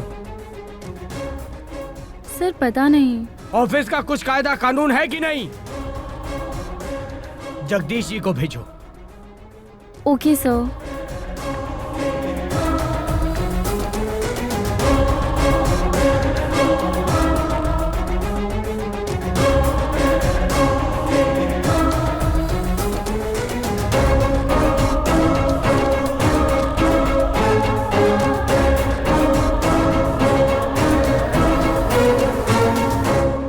नमस्ते बड़े मालिक। जगदीश जी ये ऑफिस है कि क्या है? आकाश बाबू, उम्र का लिहाज करना पड़ता है। छोटे मालिक कहीं कुछ ना कह दें, डर लगता है इसलिए। क्या मतलब? जब मल्होत्रा जैसे आदमी को उन्होंने नहीं छोड़ा तो मैं किस खेत की मोली हूँ। उन्होंने नोटिस भेजा हुआ है कि 10 करोड़ अगर टाइम पर नहीं मिल गए तो मकान के सारे कागजात उनके पास है, नीलाम करवा देंगे। इतना सब कुछ हो गया, आप मुझे अब बता रहे हैं? आकाश बाबू, छोटी मुंह बड़ी बात, समझाइए छोटे मालिक को। अहंकार पतन का कारण है। छोटी सी फुंसी कभी भी नासूर बन जाती है। बेहतर होगा कि मल्होत्रा साहब के साथ समझौता कर लें। जगदीश जी, आपके पास मल्होत्रा जी के हिसाब किताब का सारा लेखा जोखा है ना? हाँ सब है मेरे पास। आप मल्होत्रा जी से कहिए जल्द से जल्द मुझसे आके मिले। ठीक, ओके।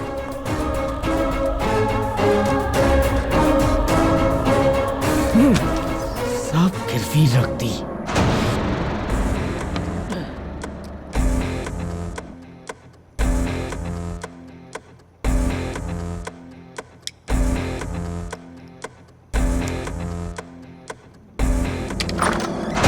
अमरीश! अमरीश!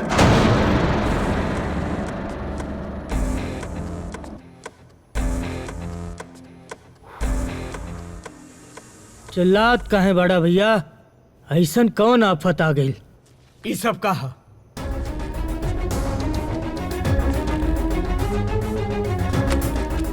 ये कुल छोड़ा भैया, आवा साथे पे एक सक मारल जाओ। हम तोहरा से पूछ रहल बानी कि ऊ सब कहा। पूछे के सिर्फ हमार हक है घर में। का भाई? का भाई? सवाल पूछे के ई घर में हक हमार है। कहे कि हम तोहार बड़ भाई हैं और बड़ भाई से तू जुबान लड़ावत रे। तोहरा के शर्म नहीं के आवत? ई देखा घर के कागजात पूरा घर के गिरवी रख देले बड़ा। और हम पूछतानी तो हमरा से जवान लड़ावत रहा। का भाई? अमरीश, हम पूछतानी सब का होता?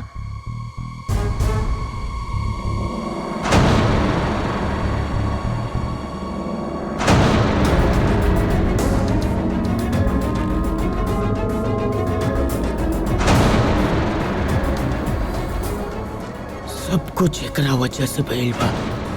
जब से ई कलमू ही हमारा जिंदगी में आइल बिया, हमार जिंदगी नरक बन गइल बा। न जी सकीला न हम मर सकीला। इस सारा मुसीबत के जड़ सिर्फ ये भैया, सिर्फ ये एकरा के हम ना छोड़ा। अमरीश तोहरा कहता नहीं ना, ये हमार व्यक्तिगत मामला है, इनमें दखल अंदाजी करे की जरूरत नहीं के। अमरीश ना छोड़ दे। नहीं कहता नहीं ना, हम भूल जाए कि तोहार हमार बार रिश्ता कौन हो। शुंभ शुंभ गर्जनिं प्रचंडनिं प्रचंडनिं वनेरनिं प्रकाशिनीं भजामि विंध्यवासिनीं भजामि विंध्यवासिनीं भजामि विंध्यवासिनीं त्रिशूलमण्डे धारिणीं धराविघातहारिणीं गृहे गृहे निवासिनीं भजामि विंध्यवासिनीं। आज तो के घर के बाहर करके रह। ऐसे मत कही रहुआ, अगर हमरा से कोनो गलती हो गई होके तो माफ कर दी। हमरा के घर से बाहर ना निकाली। अगर ये घर से कुछ बाहर जाए तो हमारा अर्थी हमरा के यहाँ से चल हट, तो अर्थी निकली है घर से। चल छोटी बड़ा छोड़ दे, छोड़ी ना, ऐसे मत करी। छोड़ी ना, छोड़ी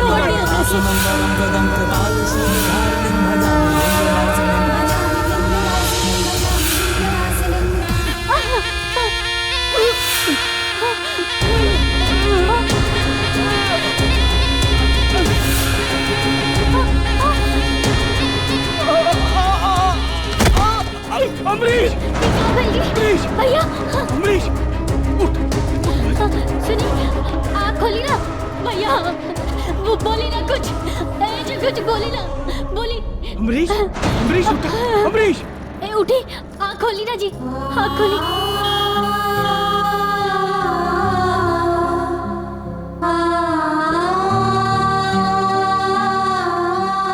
या देवी सर्वभूतेषु शक्तिरूपेण संस्थिता नमस्तस्यै नमस्तस्यै नमस्तस्यै नमो नमः। ओम या देवी सर्वभूतेषु शक्तिरूपेण संस्थिता नमस्तस्यै नमस्तस्यै नमस्तस्यै नमो नमः। ओम या देवी सर्वभूतेषु शक्तिरूपेण संस्थिता नमस्तस्यै नमस्तस्यै नमस्तस्यै नमो नमः। ओम या देवी सर्वभूतेषु शक्तिरूपेण संस्थिता नमस्तस्यै नमस्तस्यै नमस्तस्यै नमो नमः। ओम या देवी। हे माता विंध्यवासिनी, हमरा सुहाग के रक्षा करी। अगर हमरा से कोनो गलती हो गई हो पूजा पाठ में तो हमरा की सजा दी।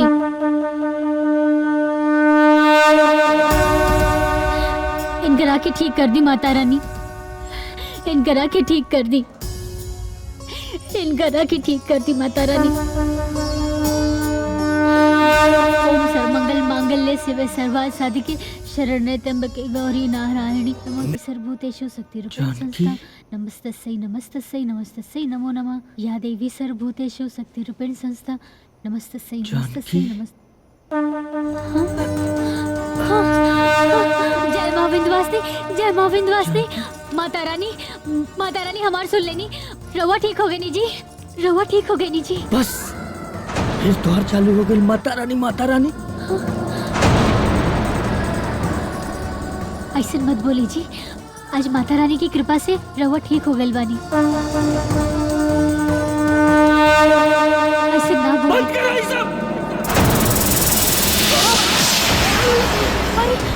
ईका भाई जी, ईका भाई जी, हाँ, ईका भाई जी, डॉक्टर साहब, नर्स, डॉक्टर, हाँ, ईका, सुनिए आंखें खोली, डॉक्टर साहब, हाँ, सुनिए ना, क्या हुआ? देखिए ना डॉक्टर साहब, देखिए ना कहाँ भाई डॉक्टर साहब, देखिए ना कहाँ भाई डॉक्टर साहब, डॉक्टर साहब कुछ करिए ना डॉक्टर साहब,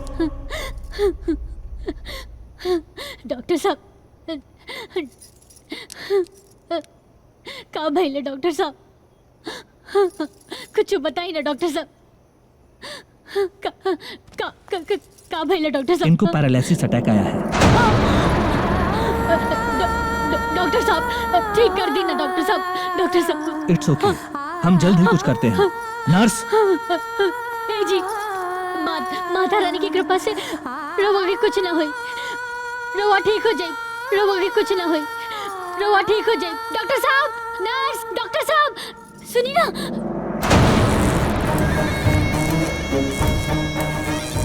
उमाकांत जी, आकाश हमरा के नौकरी से निकाल देले बा और हमरा के कुछ पैसा की जरूरत बा। दिव्या रानी, जब घोड़ा लांगड़ हो जाला ना तो के घोड़सवारी के रेस से होके निकाल दिया जाला। का मतलब? मतलब बिल्कुल साफ बा। जब दूध में मक्खी मर जाला ना, तब दूध में पड़ल मक्खी साथे दूध ना पियल जाला। दूध से मक्खी निकाल के फेंक दिहल जाला। एकर मतलब काम खत्म तो पहचानते नहीं। समझदार लड़की, दिमाग से काम लिहल करा। जौन लड़की अपने मालिक के संगे वफादारी ना कर सकेले तो हमरा संगे कैसे कर सकेले? चल चल निकल यहाँ से। खिसियाइल बिल्ली खंभा नोचे। जेकरा के तू बिल्ली समझे के गलती करत आड़े, उहे बिल्ली एक दिन ऐसन पंजा मार के तोर शिकार करी और तोरा मौत के कारण भी बनी।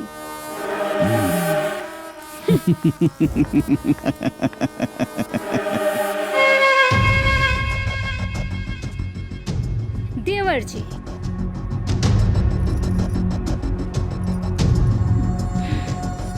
देवर जी, ई देखी जहर के शीशी और एकरा के हम मिलाएम जानकी के व्रत वाला दूध।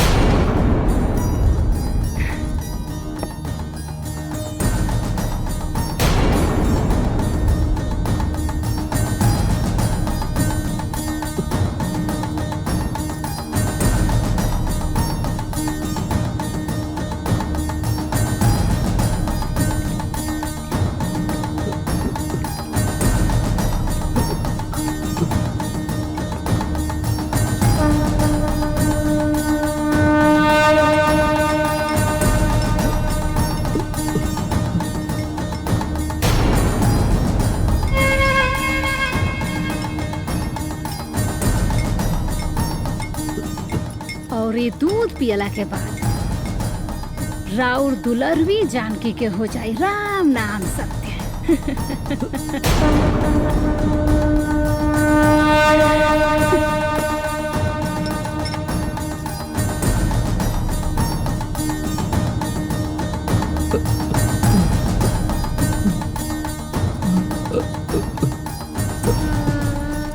अरे जानकी, हम तारा खातिर दूध रख देले बनी, पी लिहा।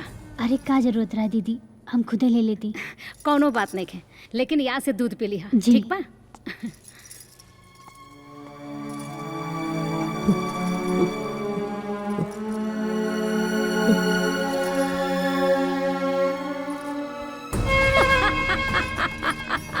अब बहुत जल्द एक घर में चीख पुकार की आवाज सुनाई थी और जानकी के राम नाम सत्य। अब हम बनम ए हवेली के एक लौती मालकिन।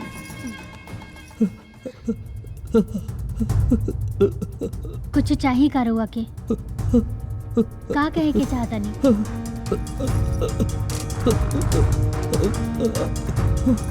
दूध? अरे हम पी ले दूध। अच्छा ठीक है, हम पी लेता नहीं।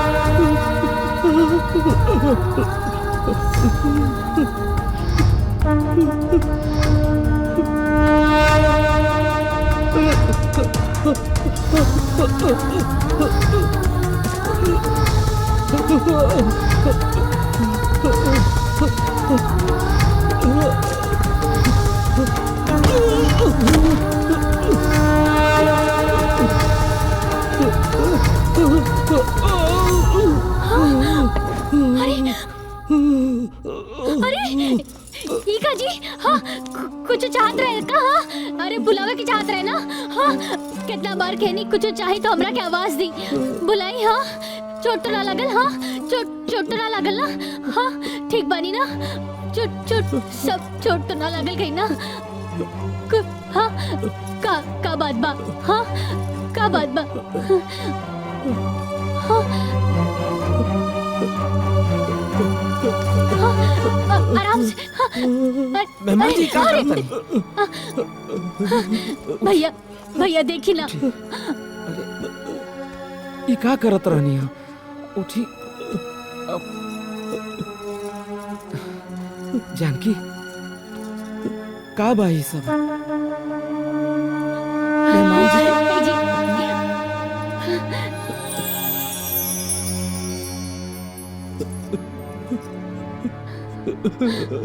मेहमान जी ये का करतनी रहुआ? अब हम बनम ए हवेली के एकलौती मालकिन।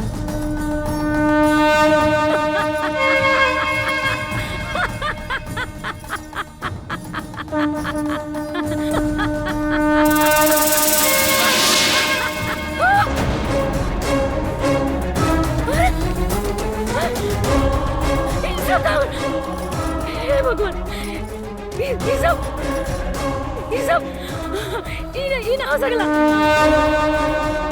माता रानी हमरा गलती के इतना जल्दी सजा ई ना हो सकला। बिल्कुल जानकी जानकी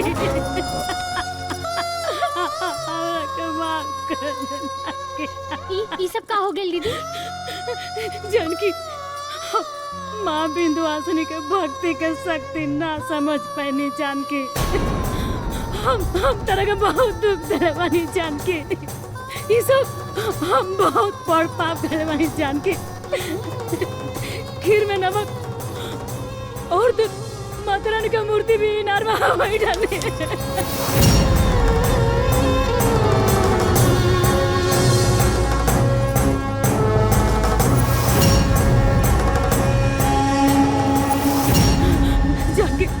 तेरा दूध में जहर मिला के तेरा के मारे के कोशिश हम ही कैले बानी जानकी। हम बहुत पापी बानी। ई देखो ना हमरा का हो गई। हम ऐसन बन जानकी हमरा के माफ कर दे। आज के बाद हम कर ना दीदी ऐसे मत सोची। आखिर गलती इंसाने से होला, सजा भी उहे देली और माफ भी उहे करेली। आप रोई मत रोई, सब ठीक हो जाए। भैया जानकी बिल्कुल ठीक कह रहल बाड़ी।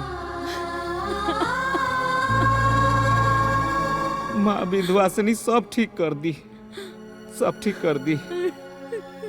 हाँ मेहमान जी सब ठीक कर दी। हम तो कहता नहीं कि एक बार माँ विंध्यवासिनी माँ के दरबार में जाके मत्था टेके के चाही। हाँ भैया जल्दी चली माता विंध्यवासिनी के दर्शन करे खातिर। सब ठीक हो जाए। हाँ। हाँ। सब ठीक हो जाए। ये सब ठीक हो जाए। हाँ सब ठीक हो जाए मेहमान जी, सब ठीक हो जाए। माफ कर दो भैया, माफ कर दो।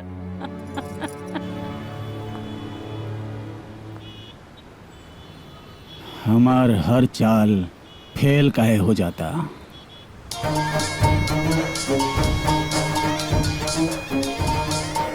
दिव्या हेलो। उमाकांत जी आखिरी मौका बा। चाहबा तो हारल बाजी भी जीत सकेला। बोल। ऐसे ना तब पहले हमरा अकाउंट में 10 लाख रुपया भेजी, फिर तोर अकाउंट में? एकदम मूर्ख समझ ले बानी का? हमके सब मालूम बा। और वैसे भी काम होखला के बाद दूध में पड़ल मक्खी के समान फेंक देवे नहीं रहुआ। और हाँ अगर मौका के रास्ता चाही तो डाल दी हमरा अकाउंट में, ना तो हम फोन रखा था। अरे ना ना ना ना ना ना रुका तोहरा के हम पैसा भेजत नहीं।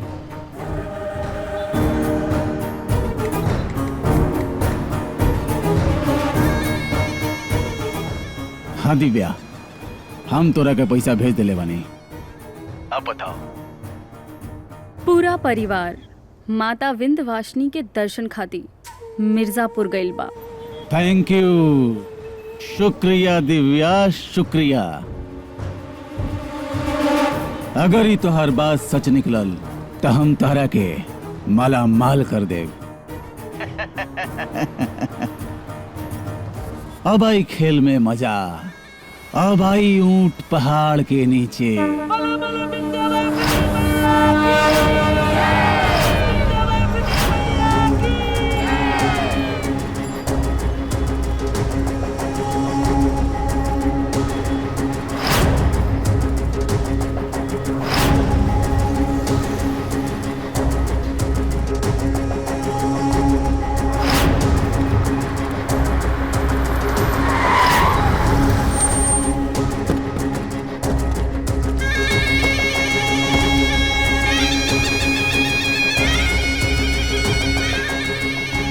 पकड़ लो सबके। चल चल। अरे ये बड़ा छोड़ा, अरे छोड़ा, अरे छोड़ा हमरा के। अरे छोड़,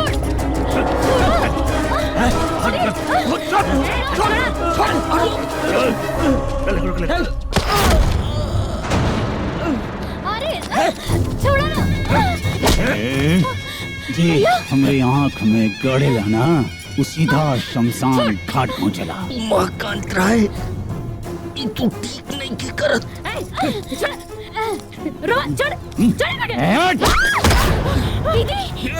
एक बात कान खोल के सुन ले, तू हमरा के बिजनेस में बर्बाद के लिए बढ़े, हम तोरा के चुटकी बजा के खत्म कर दे। का बुझले? भैया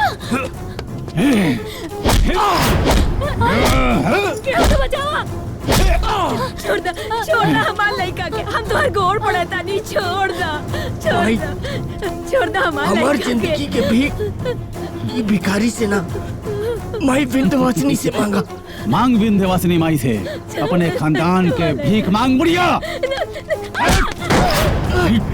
तोरा विंध्यवासिनी पे बहुत भरोसा बात होने के ना, आज बर्बाद कर दे। यो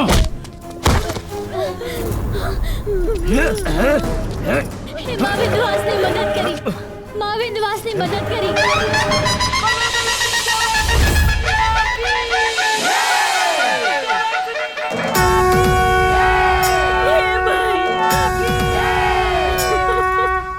माँ विंध्यवासिनी मदद करी। मदद करो माई, हमार लड़का के बचा ला माई।